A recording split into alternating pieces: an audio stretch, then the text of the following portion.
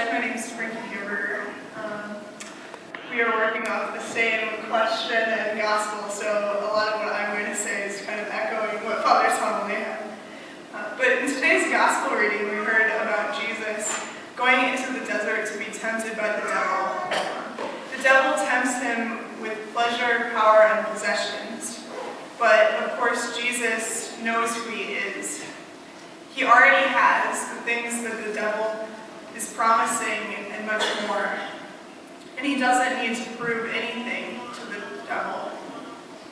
Part of me wishes that this gospel would include one more verse.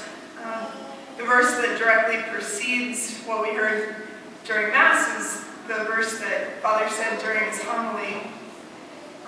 It's God the Father speaking to Jesus after his baptism in the Jordan, saying, "This is my beloved Son, with whom I am well pleased."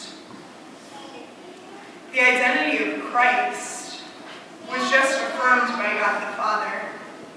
And now the devil is trying to question that identity. In the same way, the devil prompts us to question our identity.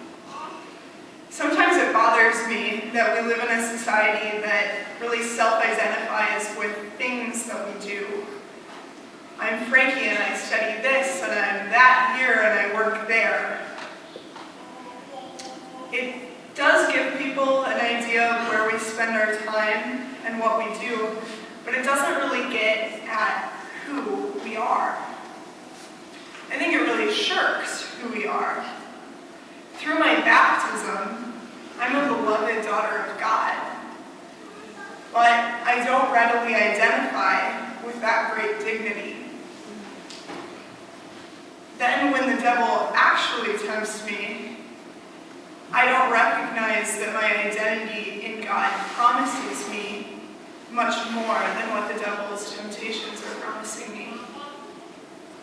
In the gospel reading today, Jesus is able to resist the temptations of the devil because he's comfortable with the dignity of his identity. How do we emulate this? I think we have to continually ask these big questions of who am I and whose am I and why am I here? And we have to look to God for the answer.